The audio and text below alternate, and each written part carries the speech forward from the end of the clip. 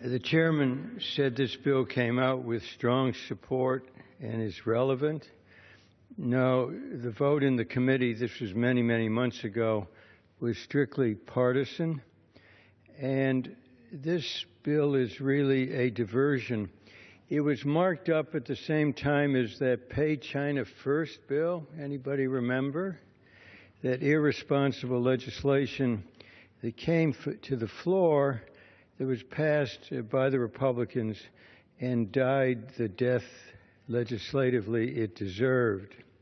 So here we are with this bill, part of a two-package bill that also is going nowhere, but it's worse than that because it's really a diversion from what we really should be talking about.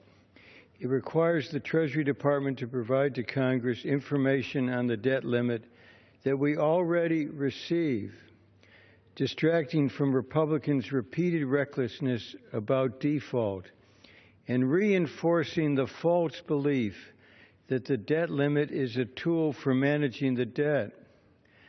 House Republicans refused to invite OMB Director Sean Donovan to Capitol Hill this week to testify on the President's budget, an unprecedented action. We asked this morning in the Means Committee, why did neither the House nor the Senate, controlled by Republicans, invite the OMB Director?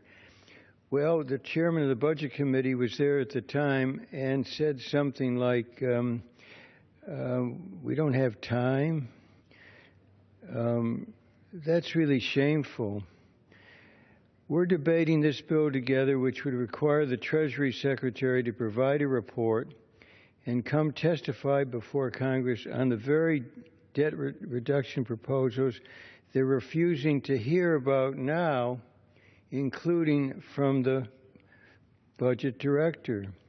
If nothing else, Republicans are proving they're consistent with their inconsistency. If we were to request from Treasury a new report related to the debt limit, it should focus on the dire consequences of default. It should provide detailed information on the veterans who would not get the benefits they earned. It should tell how many doctors and hospitals who treat Medicare patients won't be paid for care they already provided.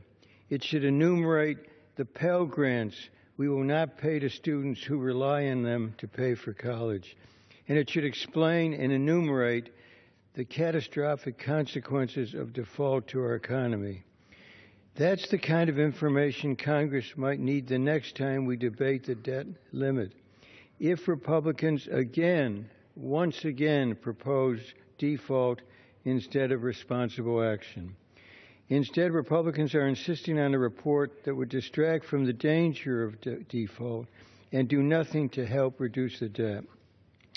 If the real goal is debt reduction, as I said, Republicans should welcome OMB Director Donovan to explain the administration's ideas, and then they should sit down with Democrats and take bipartisan action now, as we did during the Clinton administration when bipartisan legislation generated record budget surpluses. So the Republicans, I guess, are trying to divert the focus from their inability to take action to reduce the deficit and instead blame Treasury and the administration.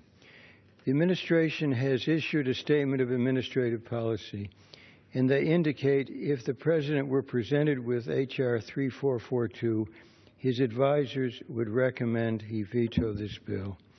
Let me close by just saying how unfortunate it is to bring up this effort to obscure the problem. Instead of acting on legislation that is so badly needed, including addressing inversions that are going on one after another in this country. This, I think, demonstrates the total failure of Republicans to face up to what we are now facing. We should be acting on that instead of this bill. Well, this is going to have the same fate as the Pay China First bill, such a terrible mistake it was. It's going nowhere. It will be strictly partisan. So I say to the Republicans in this House, you talk about common ground.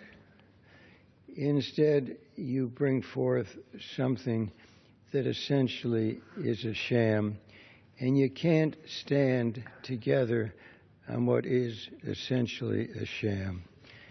I now ask, if I might, that Mr. Pasquale, distinguished member of our committee, control the remainder of